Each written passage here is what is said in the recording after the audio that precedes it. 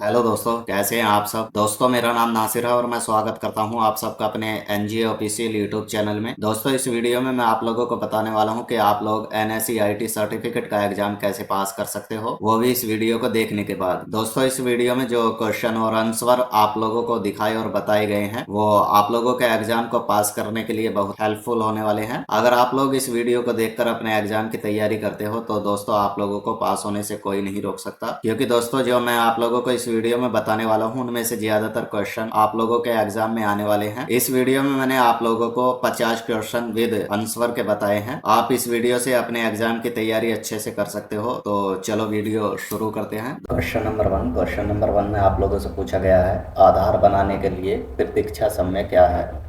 तो आप लोगों के सामने कुछ ऑप्शन दिए हुए हैं, आप लोगों को इसमें से राइट ऑप्शन को चॉइस करना होगा। पहला ऑप्शन आप लोगों के सामने ए 1 से 2 सप्ताह, दूसरा ऑप्शन आप लोगों के सामने बी 7 दिनों के भीतर, तीसरा ऑप्शन आप लोगों के सामने सी 90 दिनों तक, चौथा ऑप्शन आप लोगों के सामने डी 6 महीने तक। तो आप लोगों को इसमें से राइट ऑप्शन को चॉइस करना होगा। यानी कि दोस्तों जो आधार बनाने के लिए प्रतीक्षा समय है वो क्या है। सी ऑप्शन राइट ऑप्शन है, वो 90 दिनों तक हमारा आधार बनाने के लिए प्रतीक्षा समय है। उसके बाद बढ़ते हैं हम अपने नेक्स्ट क्वेश्चन की ओर। क्वेश्चन नंबर दो में आप लोगों से पूछा गया है, आधार नामांकन के विभिन्न प्रकार क्या हैं। तो आप लोगों के सामने कुछ ऑप्शन दिए हुए हैं, आप लोगों को इसमें से राइट ऑप्शन को चॉइस करना होगा। पहला ऑप्शन आप लोगों के सामने ए दस्तावेज के आधार पर नामांकन, दूसरा ऑप्शन आप लोगों के सामने बी दस्तावेज आधारित, परिचयकर्ता आधारित, परिवार के मुखिया पर आधारित एवं बाल नामांकन, तीसरा ऑप्शन आप लोगों के सामने सी शारीरिक नामांकन, चौथा ऑप्शन आप लोगों के सामने डी ऑनलाइन नामांकन।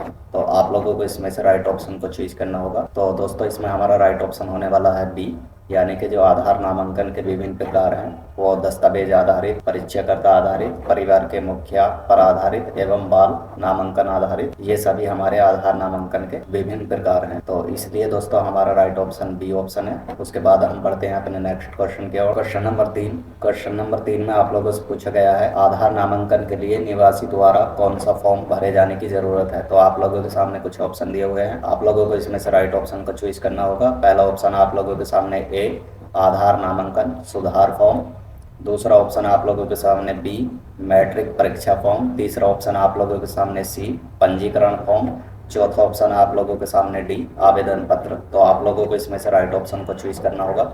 यानी कि दोस्तों जो आधार नामांकन के लिए निवासी द्वारा कौन सा फॉर्म भरे जाने की जरूरत है, तो इसमें से आप लोगों को बताना होगा। तो दोस्तों इसका जो हमारा राइट ऑप्शन होने वाला है वो है ए, यानी कि जो आधार नामांकन के लिए निवासी द्वारा जो फॉर्म भरा जाता है वो आधार नामांकन सुधार फॉर्म होता है। इसलिए दोस्तों हमारा ऑप्शन ए राइट ऑप्शन है। उसके बाद हम बढ़ते हैं अपने नेक्स्ट क्वेश्चन की ओर। क्वेश्चन नंबर 4 में आप लोगों से पूछा गया है, विभिन्न आधार नंबर विभिन्न नामांकन के मामले में बनते हैं। तो आप लोगों के सामने कुछ ऑप्शन दिए हुए हैं। पहला ऑप्शन आप लोगों के सामने ए सच, दूसरा ऑप्शन आप लोगों के सामने बी झूठ। तो दोस्तों इसका जो हमारा राइट ऑप्शन होने वाला है वो है बी, यानी कि झूठ। क्योंकि दोस्तों कभी भी विभिन्न आधार नामांकन विभिन्न नामांकन के मामले में बनते हैं तो यह बात झूठ है। क्योंकि दोस्तों आधार नंबर जो होता है वो लाइफ टाइम के लिए एक ही बार जनरेट होता है, विभिन्न नामांकन के मामले में जनरेट नहीं होता। उस कंडीशन में दोस्तों आपका जो आधार होता है वो डुप्लीकेट में आ जाता है, तो इसलिए विभिन्न नामांकन के मामले में विभिन्न आधार नंबर नहीं बनते। उसके बाद दोस्तों हम बढ़ते हैं अपने नेक्स्ट क्वेश्चन की ओर।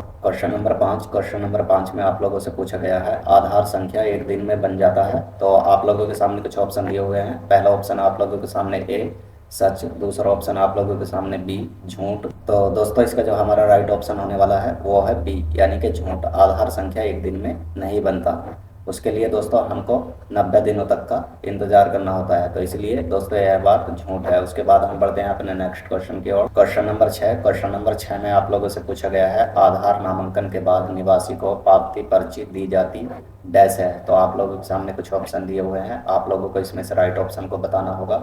पहला ऑप्शन आप लोगों के सामने ए EID नामांकन ID नंबर, दूसरा ऑप्शन है बी आधार संख्या, तीसरा ऑप्शन है सी नामांकन ऑपरेटर की फोटो, चौथा ऑप्शन है डी घर के पते और पहचान प्रमाण पत्र की फोटो। तो आप लोगों को इसमें से राइट ऑप्शन का चॉइस करना होगा। तो दोस्तों हमारा इसमें जो राइट ऑप्शन होने वाला है वो है ए, यानी कि जो आधार नामांकन के बाद निवासी को पावती पर्ची दी जाती है वो EID नामांकन ID होती है, इसलिए हमारा ए ऑप्शन राइट ऑप्शन है। उसके बाद हम बढ़ते हैं अपने नेक्स्ट क्वेश्चन की ओर। क्वेश्चन नंबर 7 में आप लोगों से पूछा गया है, आधार नामांकन का केवल एक प्रकार है, यानी दस्तावेज के आधार पर नामांकन। तो आप लोगों के सामने कुछ ऑप्शन दिए हुए हैं, आप लोगों को इसमें से राइट ऑप्शन को चूज करना होगा। पहला ऑप्शन है ए सच, दूसरा ऑप्शन है बी झूठ। तो आप लोग इसमें से राइट ऑप्शन को चूज करोगे। तो दोस्तों इसका जो हमारा राइट ऑप्शन होने वाला है वो है बी, यानी कि झूठ। जो आधार नामांकन का केवल एक प्रकार है, यानी कि दस्तावेज के आधार पर नामांकन, तो यह बात झूठ है। क्योंकि दोस्तों आधार नामांकन का एक और प्रकार है जो HOF के जरिए हम आधार नामांकन करते हैं। तो इसलिए आधार नामांकन का केवल एक प्रकार है, यानी कि दस्तावेज आधार पर नामांकन, तो यह बात झूठ है। उसके बाद हम बढ़ते हैं अपने नेक्स्ट क्वेश्चन की ओर। Question number 8। क्वेश्चन नंबर 8 में आप लोगों से पूछा गया है निम्नलिखित के बीच कौन आधार लेने के लिए पात्र है। तो आप लोगों के सामने कुछ ऑप्शन दिए हुए हैं। पहला ऑप्शन आप लोगों के सामने ए भारत का कोई भी नागरिक, दूसरा ऑप्शन आप लोगों के सामने बी कोई भी व्यक्ति जो 18 साल और उससे ऊपर है, तीसरा ऑप्शन आप लोगों के सामने सी कोई भी निवासी जो भारत में 182 दिनों या उससे अधिक अवधि से रहता है, चौथा ऑप्शन आप लोगों के सामने डी भारत का कोई भी नागरिक जो स्नातक है।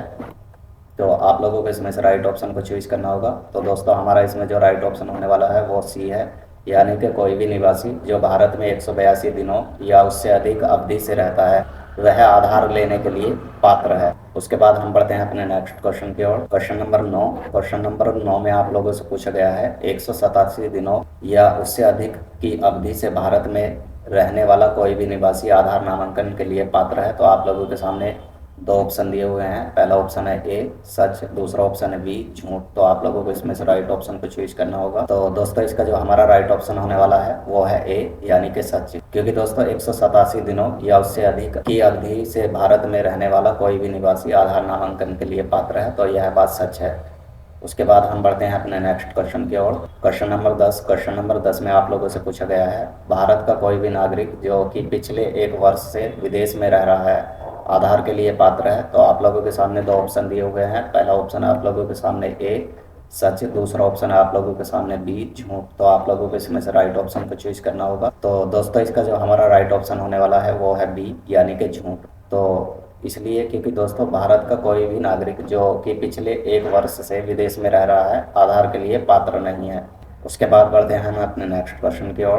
Question number 11। क्वेश्चन नंबर 11 में आप लोगों से पूछा गया है कोई भी निवासी जिसके पास कोई दस्तावेज नहीं है या अन्य प्रकार के नामांकन के लिए योग्य है वो भी नामांकित किया जा सकता है। तो आप लोगों के सामने कुछ ऑप्शन दिए हुए हैं। पहला ऑप्शन आप लोगों के सामने ए सच, दूसरा ऑप्शन आप लोगों के सामने बी झूठ। तो आप लोगों को इसमें से राइट ऑप्शन को चूज करना होगा। तो दोस्तों इसका जो हमारा राइट ऑप्शन होने वाला है वो है बी, यानी कि झूठ। क्योंकि दोस्तों इसमें आप लोगों से पूछा गया है कोई भी निवासी जिसके पास कोई दस्तावेज नहीं है या अन्य प्रकार के नामांकन के लिए योग्य है वो भी नामांकित किया जा सकता है। तो दोस्तों यह बात झूठ है, क्योंकि दोस्तों आधार के लिए किसी को भी बिना दस्तावेज के नामांकित नहीं किया जा सकता। उसके बाद दोस्तों हम बढ़ते हैं अपने नेक्स्ट क्वेश्चन की ओर। Question number 12। क्वेश्चन नंबर 12 में आप लोगों से पूछा गया है कई बार आधार जारी किए जाने के अलावा आधार संख्या समाप्त करने के कारणों मामले में निवासियों को पुनः नामांकित करने की आवश्यकता होगी। तो आप लोगों के सामने दो ऑप्शन दिए हुए हैं। पहला ऑप्शन है आप लोगों के सामने ए सच, दूसरा ऑप्शन है आप लोगों के सामने बी झूठ। तो आप लोगों को इसमें से राइट ऑप्शन को चूज करना होगा। तो इसका दोस्तों हमारा जो राइट ऑप्शन होने वाला है वो है बी, यानी कि झूठ। क्योंकि दोस्तों इसमें आप लोगों से पूछा गया है कई बार आधार जारी किए जाने के अलावा आधार संख्या समाप्त करने के कारणों के मामले में निवासियों को पुनः नामांकित करने की आवश्यकता होगी। तो दोस्तों ये ऐसा नहीं होता, क्योंकि दोस्तों जो आधार संख्या होती है वो लाइफ में एक ही बार जनरेट होती है, तो इसलिए उसको दोबारा जनरेट नहीं किया जा सकता। तो इसलिए दोस्तों आधार संख्या समाप्त करने के कारणों के मामले में निवासी को पुनः नामांकित करने की आवश्यकता होगी। तो ऐसा कुछ भी नहीं है। जो आधार संख्या पहले जनरेट हो चुकी है उसी के जरिए दोस्तों आप लोग अपना दूसरा आधार निकलवा सकते हो, इसलिए आप लोग पहले आधार संख्या को समाप्त नहीं कर सकते। उसके बाद दोस्तों हम बढ़ते हैं अपने नेक्स्ट क्वेश्चन की ओर। Question number 13। क्वेश्चन नंबर 13 में आप लोगों से पूछा गया है इनमें से कौन सा दस्तावेज आधारित नामांकन में अनिवार्य है। तो आप लोगों के सामने कुछ ऑप्शन दिए हुए हैं। आप लोगों को बताना होगा कि कौन सा दस्तावेज आधारित नामांकन के मामले में अनिवार्य है। पहला ऑप्शन आप लोगों के सामने ए निवासी अपनी POI अनिवार्य है, यानी कि प्रूफ ऑफ आइडेंटिटी। POA अनिवार्य है, यानी कि प्रूफ ऑफ एड्रेस। और POR यानी कि प्रूफ ऑफ रिलेशनशिप वैकल्पिक प्रस्तुत करता है। एक निर्वाचित स्थानीय निकाय द्वारा ऑपरेटर को निवासी का परिचय। ऑप्शन नंबर सी, पिता द्वारा अपने बच्चे का परिचय। ऑप्शन नंबर डी, दिए गए सभी विकल्प। तो आप लोगों को इसमें से राइट ऑप्शन को चूज करना होगा। तो दोस्तों इसका जो हमारा राइट ऑप्शन होने वाला है वो है ए। तो इसमें दोस्तों आप लोगों से पूछा गया है इनमें से कौन सा दस्तावेज आधारित नामांकन में अनिवार्य है। तो इसमें से दोस्तों जो हमारा दस्तावेज आधारित नामांकन के मामले में अनिवार्य है वो है प्रूफ ऑफ आइडेंटिटी और प्रूफ ऑफ एड्रेस। तो इसलिए दोस्तों हमारा ए ऑप्शन राइट ऑप्शन है। उसके बाद दोस्तों हम बढ़ते हैं अपने नेक्स्ट क्वेश्चन की ओर। Question number 14। क्वेश्चन नंबर 14 में आप लोगों से पूछा गया है निम्नलिखित में से किस प्रकार के नामांकन में निवासी POI यानी कि प्रूफ ऑफ आइडेंटिटी और POA यानी कि प्रूफ ऑफ एड्रेस और POR यानी कि प्रूफ ऑफ रिलेशनशिप दस्तावेज जमा करता है। दोस्तों ये मैंने आप लोगों को POI यानी कि प्रूफ ऑफ आइडेंटिटी इसकी फुल फॉर्म बताई है और POA यानी कि प्रूफ ऑफ एड्रेस और POR की फुल फॉर्म होती है प्रूफ ऑफ रिलेशनशिप। तो आप लोगों से क्वेश्चन नंबर 14 में पूछा गया है निम्नलिखित में से किस प्रकार के नामांकन में निवासी POI यानी कि प्रूफ ऑफ आइडेंटिटी और POA यानी कि प्रूफ ऑफ एड्रेस और POR यानी कि प्रूफ ऑफ रिलेशनशिप दस्तावेज जमा करता है। तो आप लोगों के सामने कुछ ऑप्शन दिए हुए हैं। पहला ऑप्शन है आप लोगों के सामने ए, दस्तावेज के आधार पर नामांकन। दूसरा ऑप्शन आप लोगों के सामने बी, परिचयकर्ता आधारित नामांकन। तीसरा ऑप्शन आप लोगों के सामने सी, परिवार के मुखिया आधारित नामांकन। चौथा ऑप्शन आप लोगों के सामने डी, बाल नामांकन। तो आप लोगों को इसमें से राइट ऑप्शन को चूज करना होगा। तो दोस्तों इसका जो हमारा राइट ऑप्शन होने वाला है वो है ए यानी कि दस्तावेज के आधार पर नामांकन। तो आप लोगों से इसमें पूछा गया था दोस्तों निम्नलिखित में से किस प्रकार के नामांकन में निवासी को प्रूफ ऑफ आइडेंटिटी और प्रूफ ऑफ एड्रेस और प्रूफ ऑफ रिलेशनशिप दस्तावेज जमा करना होता है। तो वह है दोस्तों दस्तावेज के आधार पर नामांकन यानी कि जो दस्तावेज के आधार पर नया नामांकन हो रहा है उसमें आप लोगों को ये तीनों चीज़ जमा करनी होती हैं यानी कि देनी होती हैं। तो इसलिए हमारा राइट ऑप्शन है ए। उसके बाद हम बढ़ते हैं अपने नेक्स्ट क्वेश्चन की ओर। Question number 15। क्वेश्चन नंबर 15 में आप लोगों से पूछा गया है परिचयकर्ता से संबंधित जानकारी में से कौन सी चीज़ें परिचय आधारित नामांकन में कैप्चर की जाती हैं। तो आप लोगों के सामने कुछ ऑप्शन दिए हुए हैं। आप लोगों को इसमें से राइट ऑप्शन को चूज करना होगा। फर्स्ट ऑप्शन है आप लोगों के सामने परिचयकर्ता का नाम। सेकंड ऑप्शन है आप लोगों के सामने परिचयकर्ता का आधार संख्या। थर्ड ऑप्शन है आप लोगों के सामने परिचयकर्ता के परिवार का विवरण। फोर्थ ऑप्शन है आप लोगों के सामने परिचयकर्ता की शैक्षिक योग्यता। फिफ्थ ऑप्शन है आप लोगों के सामने परिचयकर्ता की बायोमेट्रिक जानकारी। तो आप लोगों को इसमें से राइट ऑप्शन चूज करना होगा। तो आप लोगों के सामने नीचे कुछ विकल्प दिए हुए हैं यानी कि ऑप्शन ए पहला, दूसरा और तीसरा जो है हमारा राइट ऑप्शन है। ऑप्शन नंबर बी दूसरा, तीसरा और चौथा जो है वो हमारा राइट ऑप्शन है। ऑप्शन नंबर सी पहला, दूसरा और पांचवा जो है वो हमारा राइट ऑप्शन है। ऑप्शन नंबर डी दिए गए सभी विकल्प। तो आप लोगों को इसमें से राइट ऑप्शन को चूज करना होगा। दोस्तों इसमें आप लोगों से पूछा किया गया था यानी कि जो परिचयकर्ता से संबंधित जानकारी में से कौन सी चीज़ें परिचय आधारित नामांकन में कैप्चर की जाती हैं। तो आप लोगों को इसमें से राइट ऑप्शन को चूज करना होगा। तो इसका राइट ऑप्शन होने वाला है दोस्तों हमारा सी यानी कि पहला, दूसरा और पांचवा जो हमारे ऑप्शन है वो राइट ऑप्शन है यानी कि परिचयकर्ता का नाम और दूसरा परिचयकर्ता का आधार संख्या और पांचवा परिचयकर्ता की बायोमेट्रिक जानकारी कैप्चर की जाती है। यानी कि दोस्तों जो परिचयकर्ता होता है उससे संबंधित जानकारी में से ये तीनों जानकारी आधारित नामांकन में कैप्चर की जाती है यानी कि परिचयकर्ता का जो नाम होता है वो भी, और दूसरा है हमारा परिचयकर्ता का आधार नंबर भी, और पांचवा है हमारा परिचयकर्ता का बायोमेट्रिक जानकारी। ये तीनों चीज़ दोस्तों आधारित नामांकन में कैप्चर की जाती हैं। तो इसलिए हमारा राइट ऑप्शन सी ऑप्शन है। उसके बाद हम बढ़ते हैं अपने नेक्स्ट क्वेश्चन की ओर। Question number 16। क्वेश्चन नंबर 16 में आप लोगों से पूछा गया है परिचय आधारित नामांकन की सुविधा के लिए परिचयकर्ता कौन बन सकता है। तो आप लोगों के सामने कुछ ऑप्शन दिए हुए हैं। आप लोगों को इसमें से राइट ऑप्शन को चूज करना होगा। पहला ऑप्शन आप लोगों के सामने ऑपरेटर पर्यवेक्षक। दूसरा ऑप्शन आप लोगों के सामने बी कै रजिस्ट्रार के कर्मचारी। ख चुने हुए स्थानीय निकाय के सदस्य। ग स्थानीय प्रशासनिक निकायों के सदस्य। ऑप्शन नंबर सी ग प्रभावक जैसे शिक्षक। ख आंगनबाड़ी कार्यकर्ता। ग NGO के प्रतिनिधि। ऑप्शन नंबर डी दोनों यानी कि दूसरा और तीसरा। तो आप लोगों को इसमें से राइट ऑप्शन को चूज करना होगा। यानी कि दोस्तों परीक्षा आधारित नामांकन की सुविधा के लिए परीक्षाकर्ता कौन बन सकता है। तो इसका दोस्तों जो हमारा राइट ऑप्शन होने वाला है वो ऑप्शन डी है, दोनों, यानी कि दूसरा और तीसरा। जो क्या है, रजिस्ट्रार के कर्मचारी, चुने हुए स्थानीय निकाय के सदस्य है, स्थानीय प्रशासनिक निकायों के सदस्य है, और तीसरा है दोस्तों प्रभावक जैसे शिक्षक, आंगनबाड़ी कार्यकर्ता, एनजीओ के प्रतिनिधि। ये सभी परीक्षा आधारित नामांकन की सुविधा के लिए परीक्षाकर्ता बन सकते हैं। तो इसलिए दोस्तों हमारा ऑप्शन डी राइट ऑप्शन है। उसके बाद हम बढ़ते हैं अपने नेक्स्ट क्वेश्चन की ओर। Question number 17। क्वेश्चन नंबर 17 में आप लोगों से पूछा गया है, क्या ऑपरेटर पर्यवेक्षक परीक्षाकर्ता बन सकता है। तो आप लोगों के सामने कुछ ऑप्शन दिए हुए हैं। पहला ऑप्शन आप लोगों के सामने ए, नहीं। दूसरा ऑप्शन आप लोगों के सामने बी, हाँ। तो आप लोगों को इसमें से राइट ऑप्शन को चूज करना होगा। तो दोस्तों इसका जो हमारा राइट ऑप्शन होने वाला है वो है ए, यानी कि ऑपरेटर पर्यवेक्षक परीक्षाकर्ता नहीं बन सकता। तो इसका हमारा राइट ऑप्शन है ए, नहीं। उसके बाद हम बढ़ते हैं अपने नेक्स्ट क्वेश्चन की ओर। Question number 18। क्वेश्चन नंबर 18 में आप लोगों से पूछा गया है, इनमें से कौन परीक्षाकर्ता आधारित नामांकन प्रस्तुत करता है। तो आप लोगों के सामने कुछ ऑप्शन दिए हुए हैं।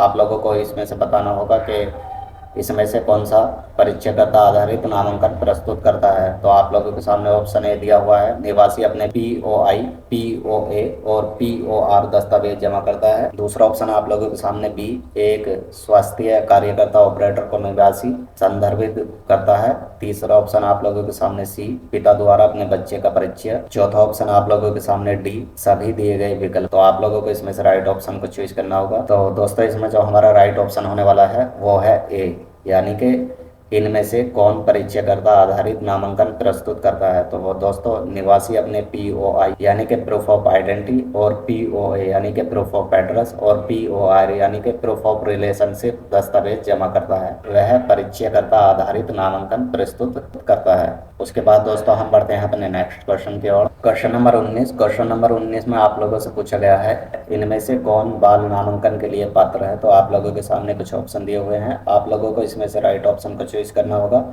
पहला ऑप्शन आप लोगों के सामने ए, कोई बच्चा जो कम से कम 4 साल या उससे अधिक है। ऑप्शन नंबर बी, कोई बच्चा जो स्कूल जाता है। ऑप्शन नंबर सी, कोई बच्चा जो 5 साल से कम आयु का है। ऑप्शन नंबर डी, कोई बच्चा जो 5 और 16 साल की उम्र के बीच है। तो आप लोगों को इसमें से राइट ऑप्शन को चूज करना होगा। तो दोस्तों इसका जो हमारा राइट ऑप्शन होने वाला है वो है सी, यानी कि कोई बच्चा जो 5 साल से कम आयु का है वह बाल नामांकन के लिए पात्र है। उसके बाद बढ़ते हैं हम अपने नेक्स्ट क्वेश्चन की ओर। क्वेश्चन नंबर 20 में आप लोगों से पूछा गया है, निवासियों के कहने पर बायोमेट्रिक सूचना को कैप्चर किए बिना किसी वयस्क को बच्चे के रूप में नामांकित किया जा सकता है। तो आप लोगों के सामने कुछ ऑप्शन दिए हुए हैं। पहला ऑप्शन आप लोगों के सामने ए, सच। दूसरा ऑप्शन आप लोगों के सामने बी, झूठ। तो आप लोगों को इसमें से राइट ऑप्शन को चूज करना होगा। तो दोस्तों इसका जो हमारा राइट ऑप्शन होने वाला है वो है बी, यानी कि झूठ। निवासियों के कहने पर बायोमेट्रिक सूचना को कैप्चर किए बिना किसी वयस्क को बच्चे के रूप में नामांकित नहीं किया जा सकता। उसके बाद दोस्तों हम बढ़ते हैं अपने नेक्स्ट क्वेश्चन की ओर। Question number 21। क्वेश्चन नंबर 21 में आप लोगों से पूछा गया है, 5 वर्ष से कम आयु के बच्चों सहित सभी व्यक्तियों के नामांकन के लिए बायोमेट्रिक जानकारी आवश्यक है। तो आप लोगों के सामने कुछ ऑप्शन दिए हुए हैं। आप लोगों को इसमें से राइट ऑप्शन को चूज करना होगा। पहला ऑप्शन आप लोगों के सामने ए, सच। दूसरा ऑप्शन आप लोगों के सामने बी, झूठ। तो दोस्तों इसका जो हमारा राइट ऑप्शन होने वाला है वो है बी, यानी कि झूठ। क्योंकि दोस्तों 5 वर्ष से कम आयु के बच्चों सहित सभी व्यक्तियों के नामांकन के लिए बायोमेट्रिक जानकारी आवश्यक है, यह बात झूठ है। उसके बाद दोस्तों हम बढ़ते हैं अपने नेक्स्ट क्वेश्चन की ओर। Question number 22। क्वेश्चन नंबर 22 में आप लोगों से पूछा गया है, आधार के लिए नामांकन करते समय निम्न में से कौन सी जानकारी की आवश्यकता नहीं है। तो आप लोगों के सामने कुछ ऑप्शन दिए हुए हैं। आप लोगों को इसमें से राइट ऑप्शन को चूज करना होगा। पहला ऑप्शन आप लोगों के सामने ए, जाति। दूसरा ऑप्शन आप लोगों के सामने बी, नाम। तीसरा ऑप्शन आप लोगों के सामने सी, पता। चौथा ऑप्शन आप लोगों के सामने डी, आयु। तो आप लोगों को इसमें से बताना होगा, आधार के लिए नामांकन करते समय निम्न में से कौन सी जानकारी की आवश्यकता नहीं है। तो दोस्तों इसमें हमारा राइट ऑप्शन होने वाला है ए, जाति, यानी कि आधार के लिए नामांकन करते समय जाति की आवश्यकता नहीं है, इसलिए हमारा राइट ऑप्शन है ए। उसके बाद हम बढ़ते हैं अपने नेक्स्ट क्वेश्चन की ओर। Question number 23। क्वेश्चन नंबर 23 में आप लोगों से पूछा गया है, HOF आधारित नामांकन। HOF की फुल फॉर्म होती है दोस्तों head of family. Head of family आधारित नामांकन में निम्नलिखित में से कौन सी जानकारी कैप्चर की गई है। तो आप लोगों के सामने कुछ ऑप्शन दिए हुए हैं, आप लोगों को इसमें से राइट ऑप्शन को चूज करना होगा। पहला ऑप्शन आप लोगों के सामने फर्स्ट ऑप्शन में आप लोगों से पूछा गया है परिवार के मुखिया का नाम। ऑप्शन नंबर सेकंड में आप लोगों से पूछा गया है निवासी और परिवार के मुखिया के रिश्ते का प्रमाण POR। ऑप्शन नंबर थर्ड परिवार के मुखिया के आधार संख्या। ऑप्शन नंबर फोर्थ नामांकन के समय परिवार के मुखिया की बायोमेट्रिक पुष्टि। तो आप लोगों को इसमें से राइट ऑप्शन को चूज करना होगा। तो दोस्तों इसमें जो हमारे सामने कुछ विकल्प दिए हुए हैं, ऑप्शन नंबर ए पहला, दूसरा और तीसरा। ऑप्शन नंबर बी दूसरा, तीसरा और चौथा। ऑप्शन नंबर सी पहला और चौथा। ऑप्शन नंबर डी दिए गए सभी विकल्प। तो दोस्तों इसका जो हमारा राइट ऑप्शन होने वाला है वो है डी, यानी कि दिए गए सभी विकल्प।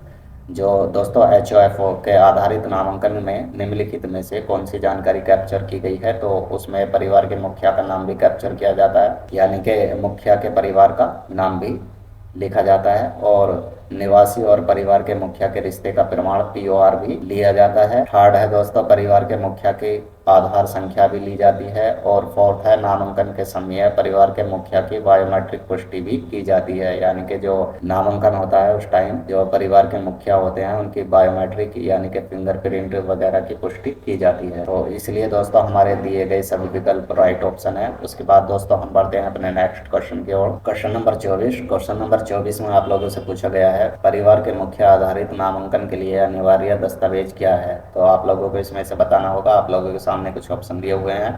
पहला ऑप्शन आप लोगों के सामने ए निवासी और परिवार के प्रमुख के संबंध POR का प्रमाण। ऑप्शन नंबर बी परिवार के मुखिया का आधार संख्या। ऑप्शन नंबर सी निवासी की योग्यता प्रमाण। ऑप्शन नंबर डी दोनों, एक और दो, यानी कि दोनों। तो दोस्तों इसका जो हमारा राइट ऑप्शन होने वाला है वो है डी, एक और दूसरा। ये दोनों ऑप्शन हमारे राइट ऑप्शन है, यानी कि परिवार के मुखिया आधारित नामांकन के लिए अनिवार्य दस्तावेज जो होता है वो निवासी और परिवार के प्रमुख के संबंध POR यानी कि प्रूफ ऑफ रिलेशनशिप का प्रमाण, और ऑप्शन नंबर बी परिवार के मुखिया का आधार संख्या।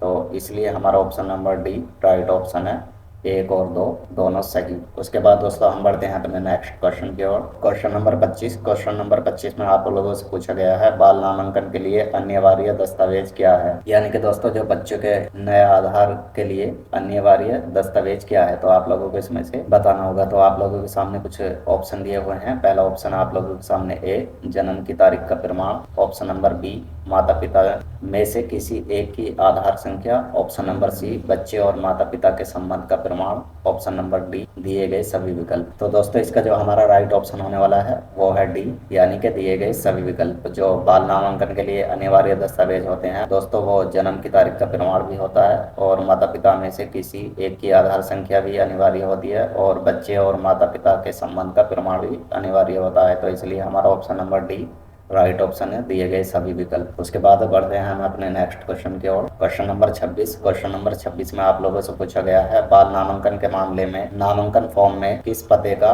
उल्लेख किया जाएगा। तो आप लोगों के सामने कुछ ऑप्शन दिए हुए हैं। आप लोगों को इसमें से राइट ऑप्शन को चूज करना होगा। पहला ऑप्शन आप लोगों के सामने ए नामांकन केंद्र का पता। ऑप्शन नंबर बी माता पिता का पता। ऑप्शन नंबर सी अस्पताल का पता जहां बच्चा पैदा हुआ है। ऑप्शन नंबर डी दिए गए सभी विकल्प। तो आप लोगों को इसमें से राइट ऑप्शन को चूज करना होगा। तो इसमें दोस्तों हमारा राइट ऑप्शन होने वाला है बी, यानी कि माता पिता का पता। जो बाल नामांकन के मामले में नामांकन फॉर्म में जो पता भरा जाएगा वह बच्चे के माता पिता का पता भरा जाएगा, ना कि अस्पताल का पता जहाँ बच्चा पैदा हुआ है, और ना नामांकन केंद्र का पता। तो इसलिए हमारा बी ऑप्शन राइट ऑप्शन है। उसके बाद हम बढ़ते हैं अपने नेक्स्ट क्वेश्चन की ओर। क्वेश्चन नंबर 27 में आप लोगों से पूछा गया है ऑपरेटर आधार नामांकन के लिए इच्छित राशि का शुल्क ले सकता है। तो आप लोगों के सामने कुछ ऑप्शन दिए हुए हैं। पहला ऑप्शन आप लोगों के सामने ए सच, दूसरा ऑप्शन आप लोगों के सामने बी झूठ। तो दोस्तों इसका जो हमारा राइट ऑप्शन होने वाला है वो है बी, यानी कि झूठ। ऑपरेटर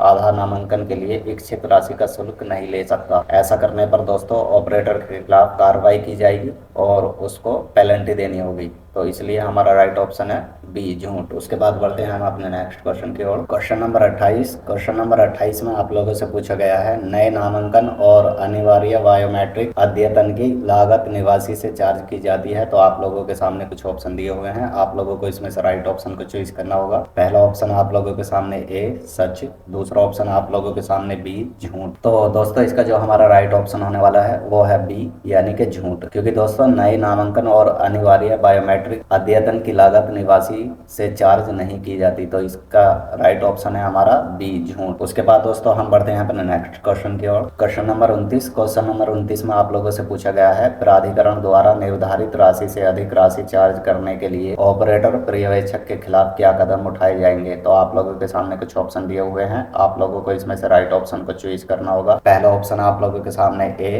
प्रतिबंधीकरण। दूसरा ऑप्शन आप लोगों के सामने बी, पहली जांच रिपोर्ट। तीसरा ऑप्शन आप लोगों के सामने सी, चेतावनी। चौथा ऑप्शन आप लोगों के सामने डी, या तो 1 और 2। तो आप लोगों को इसमें से राइट ऑप्शन को चूज करना होगा।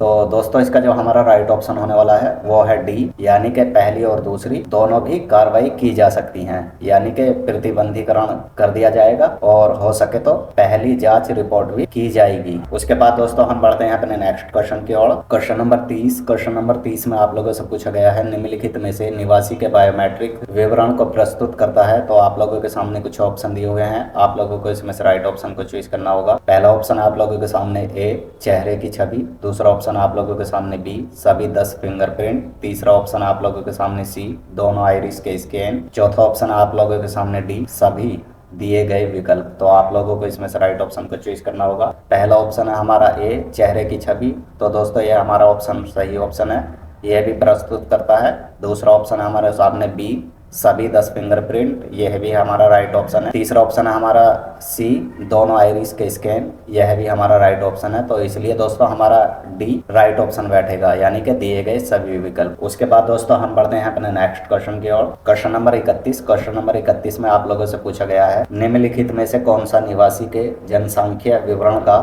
संदर्भ देता है।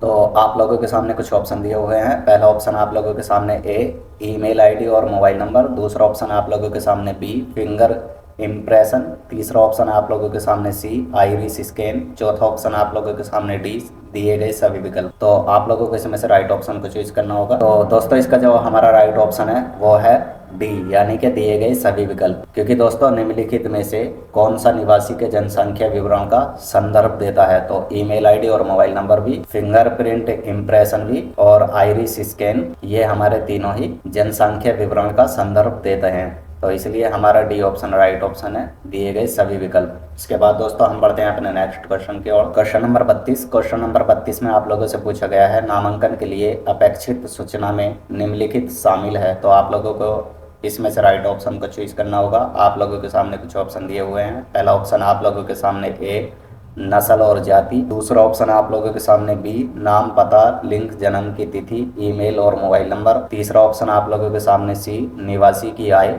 चौथा ऑप्शन आप लोगों के सामने डी, निवासी की चिकित्सा विवरण। तो दोस्तों इसका जो हमारा राइट ऑप्शन होने वाला है वो है बी, यानी कि नामांकन के लिए अपेक्षित सूचना में निम्नलिखित में शामिल है नाम, पता, लिंग, जन्म की तिथि, ईमेल और मोबाइल नंबर। तो इसलिए हमारा राइट ऑप्शन बी है। उसके बाद दोस्तों हम बढ़ते हैं अपने नेक्स्ट क्वेश्चन की ओर। Question number 33। क्वेश्चन नंबर 33 में आप लोगों से पूछा गया है, नामांकन ऑपरेटर डैश होगा।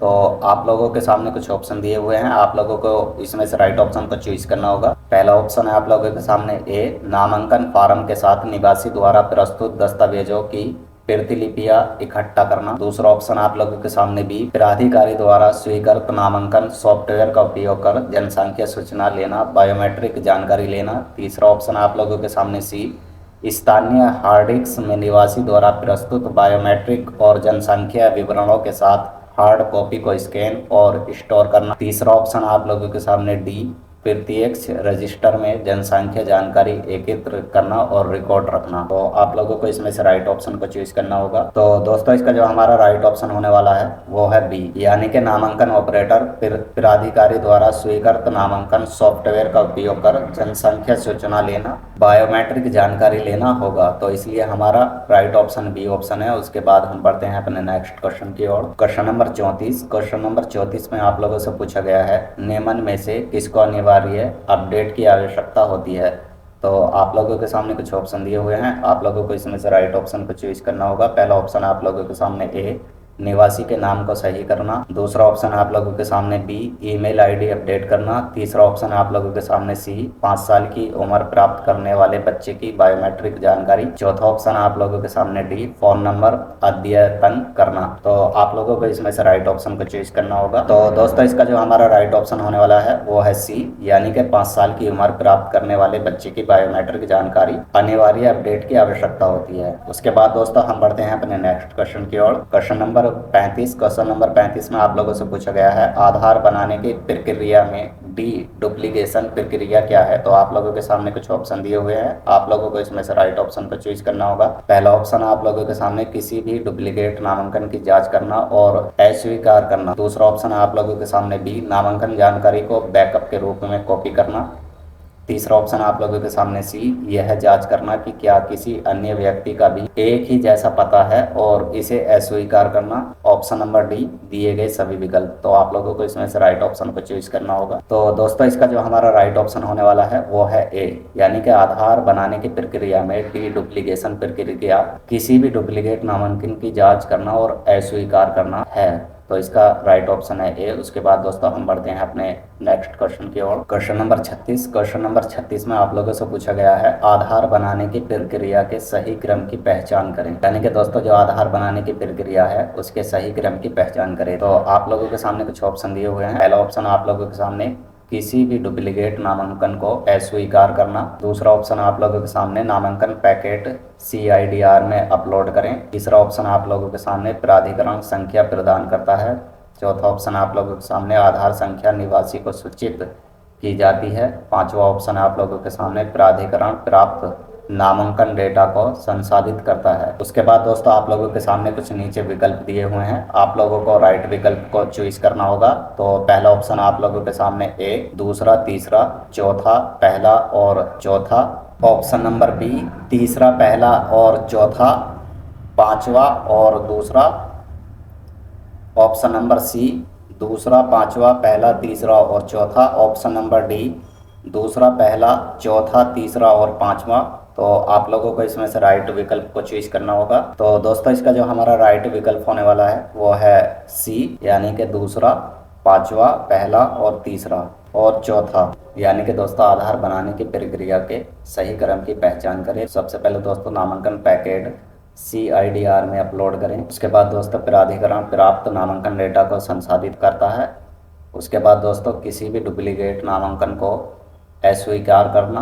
उसके बाद दोस्तों प्राधिकरण संख्या प्रदान करना। उसके बाद दोस्तों आधार संख्या निवासी को सूचित की जाती है। तो यह है आधार बनाने की प्रक्रिया के सही क्रम की पहचान है। उसके बाद दोस्तों हम बढ़ते हैं अपने नेक्स्ट क्वेश्चन की ओर। Question number 37। क्वेश्चन नंबर 37 में आप लोगों से पूछा गया है यदि किसी निवासी के पास प्रमाण के आवश्यक सहायक दस्तावेजों में से कोई भी नहीं है तो नामांकन डैश विधियों से किया जा सकता है। तो आप लोगों के सामने कुछ ऑप्शन दिए हुए हैं, आप लोगों को इसमें से राइट ऑप्शन को करना होगा। पहला ऑप्शन आप लोगों के सामने ए, परिचयकर्ता आधारित नामांकन, परिवार के प्रमुख आधारित नामांकन। ऑप्शन नंबर बी, ऑपरेटर आधारित नामांकन, अन्य नामांकन। ऑप्शन नंबर सी, सॉफ्टवेयर द्वारा प्रदान किया नामांकन, इलेक्ट्रॉनिक प्रारूप आधारित नामांकन। ऑप्शन नंबर डी, EID आधारित नामांकन, प्राधिकरण आधारित नामांकन। तो आप लोगों को इसमें से राइट ऑप्शन को चूज करना होगा। तो दोस्तों इसमें आप लोगों से पूछा गया था यदि किसी निवासी के पास प्रमाण के आवश्यक सहायक दस्तावेजों में से कोई भी नहीं है तो नामांकन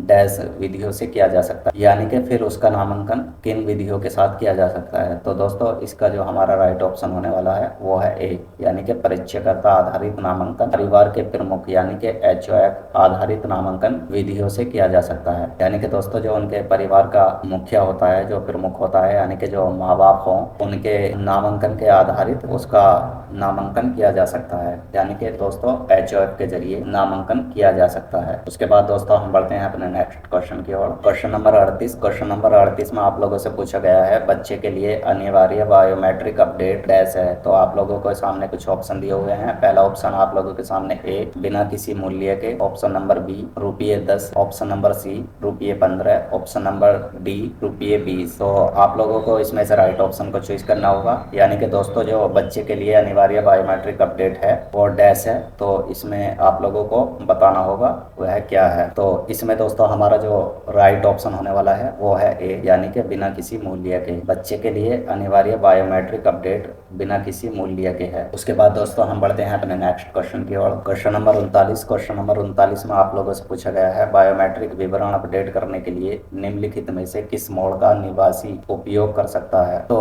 आप लोगों के सामने कुछ ऑप्शन दिए हुए हैं, आप लोगों को इसमें से राइट ऑप्शन को चूज करना होगा। पहला ऑप्शन आप लोगों के सामने ऑनलाइन मोड, दूसरा ऑप्शन आप लोगों के सामने बी नामांकन केंद्र पर जाकर, तीसरा ऑप्शन आप लोगों के सामने सी 33-33-3 पर। तो आप लोगों को इसमें से राइट ऑप्शन को चूज करना होगा। तो दोस्तों इसमें आप लोगों से पूछा गया है बायोमेट्रिक विवरण अपडेट करने के लिए निम्नलिखित में से किस मोड का निवासी उपयोग कर सकता है। तो दोस्तों इसका जो हमारा राइट ऑप्शन होने वाला है वो है बी, यानी कि नामांकन केंद्र पर जाकर। उसके बाद दोस्तों हम बढ़ते हैं अपने नेक्स्ट क्वेश्चन की ओर। Question number 40। क्वेश्चन नंबर 40 में आप लोगों से पूछा गया है एक निवासी प्राधिकरण की वेबसाइट पर अपने आधार विवरण में किए गए अपडेट की स्थिति को कैसे ट्रैक कर सकता है। तो आप लोगों के सामने कुछ ऑप्शन दिए हुए हैं, आप लोगों को इसमें से राइट ऑप्शन को चॉइस करना होगा। पहला ऑप्शन आप लोगों के सामने ए केवल आधार संख्या का उपयोग करते हुए, दूसरा ऑप्शन आप लोगों के सामने बी SUP पोर्टल के माध्यम से प्राप्त पावती पर्ची या URN पर मुद्रित EID का उपयोग करके, ऑप्शन नंबर सी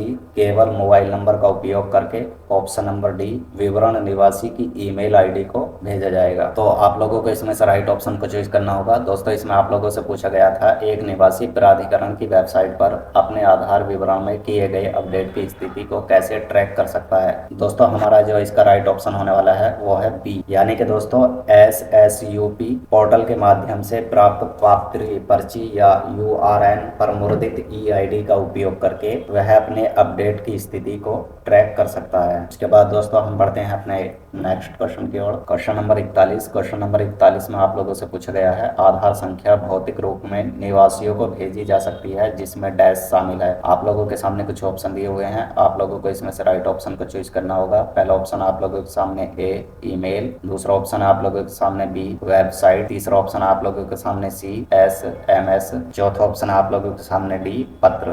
तो आप लोगों को इसमें से राइट ऑप्शन को चूज करना होगा। तो दोस्तों इसमें आप लोगों से पूछा गया था आधार संख्या भौतिक रूप में निवासियों को भेजी जा सकती है जिसमें डैश शामिल है। तो इसका जो राइट ऑप्शन होने वाला है दोस्तों हमारा वो है पत्र, यानी कि जिसमें पत्र शामिल है। तो इसलिए दोस्तों हमारा इसका राइट ऑप्शन डी है। उसके बाद दोस्तों हम बढ़ते हैं अपने नेक्स्ट क्वेश्चन की ओर। Question number 42। क्वेश्चन नंबर 42 में आप लोगों से पूछा गया है आधार अद्यतन अनुरोध नामांकन केंद्र में निवासी के डैश पुष्टि के बाद होता है। तो आप लोगों को इसमें से राइट ऑप्शन चूज करना होगा। आप लोगों के सामने कुछ ऑप्शन दिए हुए हैं। पहला ऑप्शन आप लोगों के सामने ए आधार आधारित बायोमेट्रिक पुष्टि, दूसरा ऑप्शन आप लोगों के सामने बी हस्ताक्षर, तीसरा ऑप्शन आप लोगों के सामने सी निवासी की तस्वीर, चौथा ऑप्शन आप लोगों के सामने डी मौखिक पुष्टि। तो आप लोगों को इसमें से राइट ऑप्शन को चूज करना होगा। तो दोस्तों इसका जो हमारा राइट ऑप्शन होने वाला है वो है ए आधार आधारित बायोमेट्रिक की पुष्टि, यानी कि दोस्तों आधार अद्यतन अनुरोध नामांकन केंद्र में निवासी के आधार आधारित बायोमेट्रिक पुष्टि के बाद होता है। उसके बाद दोस्तों हम बढ़ते हैं अपने नेक्स्ट क्वेश्चन की ओर। Question number 43। क्वेश्चन नंबर 43 में आप लोगों से पूछा गया है ईमेल ID और मोबाइल नंबर आधार डाटाबेस में निम्नलिखित मोड के द्वारा अद्यतन किया जा सकता है। तो आप लोगों के सामने कुछ ऑप्शन दिए हुए हैं, आप लोगों को इसमें से राइट ऑप्शन को चूज करना होगा। पहला ऑप्शन आप लोगों के सामने ए नामांकन केंद्र पर जाकर, दूसरा ऑप्शन आप लोगों के सामने बी SSUP पोर्टल, तीसरा ऑप्शन आप लोगों के सामने सी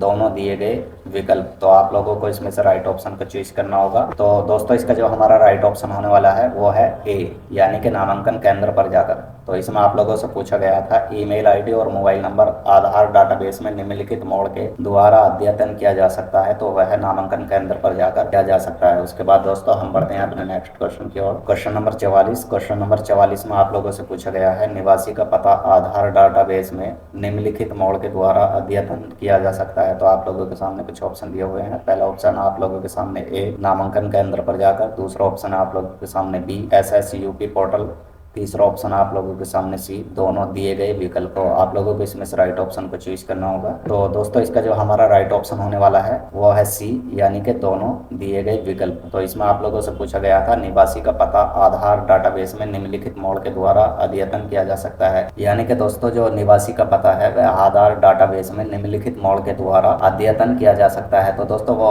आप लोग नामांकन केंद्र पर जाकर भी करवा सकते हो और SSUP पोर्टल के माध्यम से भी आप लोग अपना पता आधार डाटाबेस में अद्यतन करवा सकते हो। उसके बाद दोस्तों हम बढ़ते हैं अपने नेक्स्ट क्वेश्चन की ओर। तो इसलिए दोस्तों हमारा सी ऑप्शन राइट ऑप्शन है, यानी कि हम दोनों ही माध्यमों से और जो पता जो है उसको अपडेट करा सकते हैं। उसके बाद दोस्तों हम बढ़ते हैं अपने नेक्स्ट क्वेश्चन की ओर। Question number 45। क्वेश्चन नंबर 45 में आप लोगों से पूछा गया है पंजीकृत मोबाइल संख्या ऑनलाइन मोड SSUP पोर्टल के माध्यम से निवासी के पता अद्यतन करने के लिए अनिवार्य है। तो आप लोगों को इसमें से राइट ऑप्शन को चॉइस करना होगा। पहला ऑप्शन आप लोगों के सामने ए सच, दूसरा ऑप्शन आप लोगों के सामने बी झूठ। तो दोस्तों इसका जो राइट ऑप्शन होने वाला है वो है ए, यानी कि सच। तो इसमें आप लोगों से पूछा गया था पंजीकृत मोबाइल संख्या ऑनलाइन मोड SSUP पोर्टल के माध्यम से निवासी के पता अद्यतन करने के लिए अनिवार्य है। तो दोस्तों यह बात सच है। उसके बाद दोस्तों हम बढ़ते हैं अपने नेक्स्ट क्वेश्चन की ओर। Question number 46। क्वेश्चन नंबर 46 में आप लोगों से पूछा गया है ऑनलाइन मोड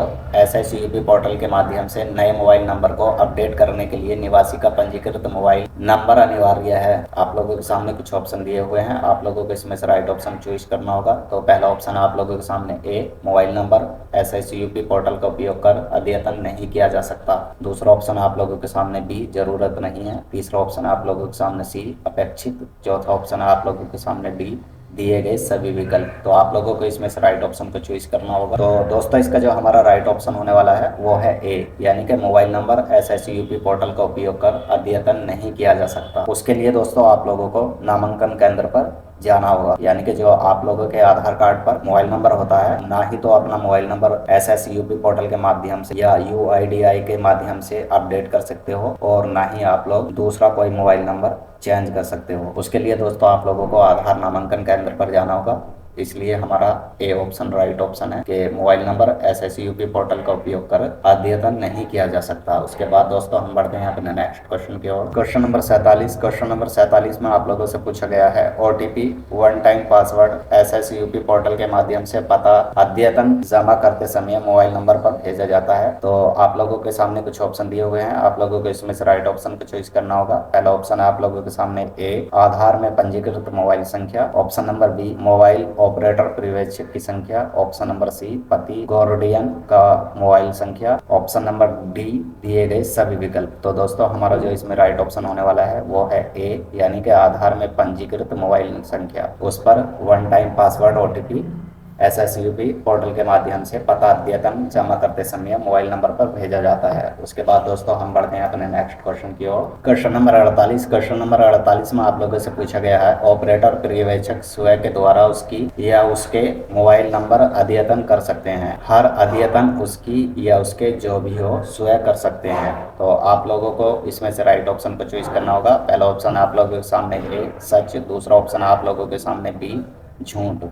तो दोस्तों इसका जो हमारा राइट ऑप्शन होने वाला है वो है बी, यानी कि झूठ। ऑपरेटर पर्यवेक्षक स्वयं के द्वारा उसके मोबाइल नंबर अद्यतन कर सकते हैं, हर अद्यतन उसके जो भी हो स्वयं कर सकते हैं। तो यह बात झूठ है दोस्तों। इसके बाद दोस्तों हम बढ़ते हैं अपने नेक्स्ट क्वेश्चन की ओर। Question number 49। क्वेश्चन नंबर 49 में आप लोगों से पूछा गया है ऑपरेटर पर्यवेक्षक सिस्टम में अतिरिक्त जानकारी जोड़ सकते हैं बिना निवासी के। आप लोगों के सामने कुछ ऑप्शन दिए हुए हैं, आप लोगों को इसमें से राइट ऑप्शन को चॉइस करना होगा। पहला ऑप्शन आप लोगों के सामने ए सच, दूसरा ऑप्शन आप लोगों के सामने बी झूठ। तो दोस्तों इसका जो हमारा राइट ऑप्शन होने वाला है वो है बी, यानी कि झूठ। ऑपरेटर पर्यवेक्षक सिस्टम में अतिरिक्त जानकारी जोड़ सकते हैं बिना निवासी के। तो ऐसा बिल्कुल भी नहीं कर सकते, यह बात झूठ है। तो दोस्तों वो ऐसा बिल्कुल भी नहीं कर सकते, इसलिए यह बात झूठ है। उसके बाद दोस्तों हम बढ़ते हैं अपने नेक्स्ट क्वेश्चन की ओर। Question number 50। क्वेश्चन नंबर 50 में आप लोगों से पूछा गया है निवासी पंजीकृत मोबाइल नंबर का उपयोग कर निम्नलिखित तरीके के